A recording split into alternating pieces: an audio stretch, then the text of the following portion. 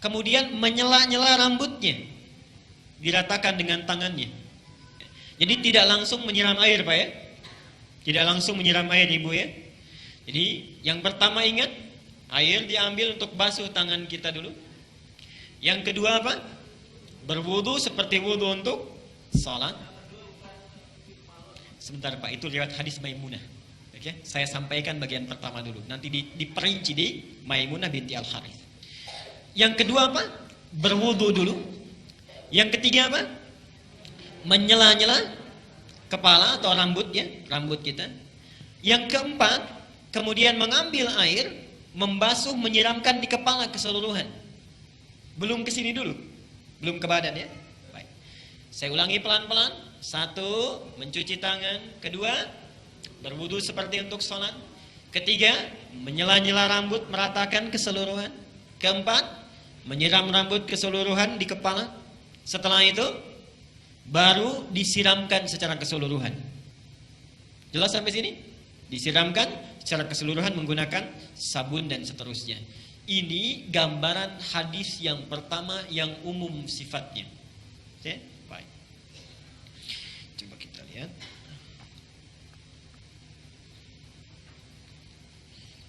Hapus dulu di sini. Nah, sekarang kita lihat bagian yang kedua. Ini riwayat siapa tadi?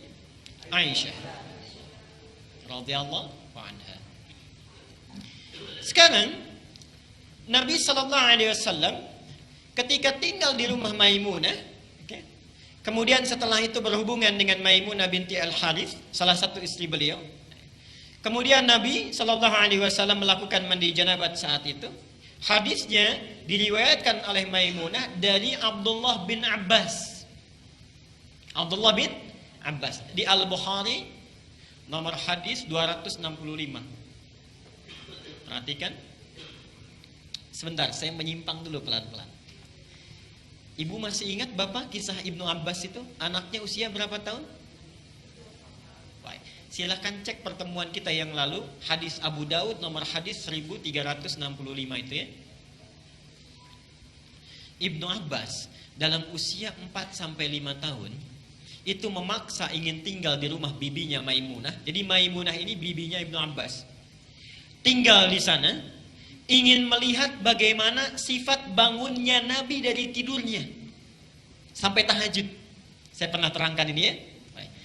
Ibnu Abbas memperhatikan itu, berdiri di depan kamar Nabi, diperhatikan bagaimana kira-kira Nabi bangun tidurnya. Sampai kemudian tahajud, diajak beliau untuk menunaikan tahajud. Ternyata tidak berhenti sampai di situ. Kelak kemudian hari, Ibnu Abbas ini karena sungkan bertanya kepada Aisyah kan, kalau Maimunah itu bibinya, bertanya kepada Maimunah bagaimana caranya Nabi SAW bermandi janabah. Disinilah muncul bagian yang kedua yang lebih terperinci. Satu, kata Maimunah, Nabi SAW bila hendak beliau bermandi janabat, perhatikan, satu, mengambil air dengan tangannya, okay. Lalu kemudian mencuci kemaluannya dengan tangan kirinya. Okay. Nah, kalau Bapak tadi sampaikan, kalau ingin cari referensinya, itu bukan riwayat yang Aisyah, tapi riwayat Maimunah binti Al-Harith. Ini bagian yang pertama.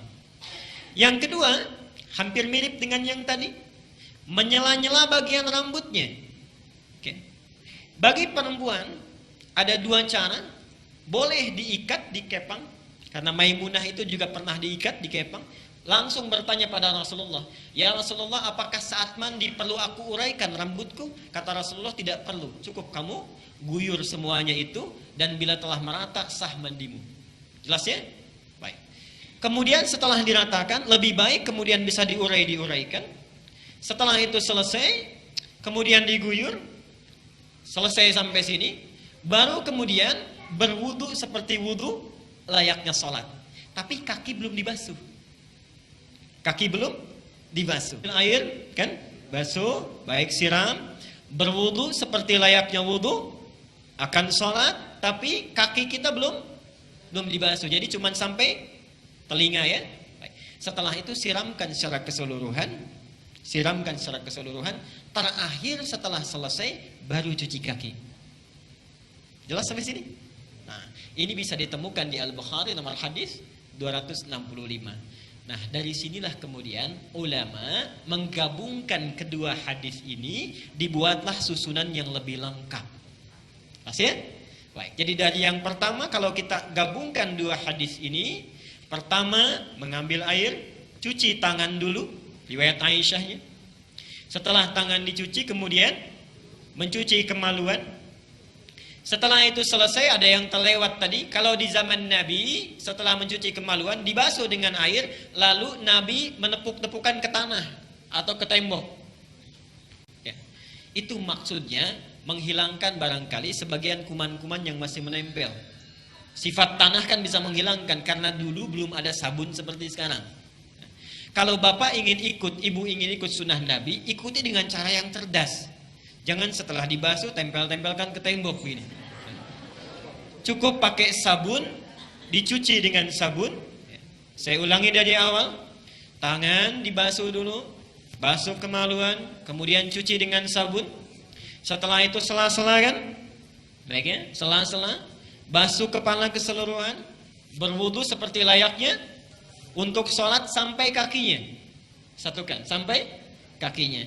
Baru setelah itu dibasuh secara keseluruhan, mandi dengan rapi.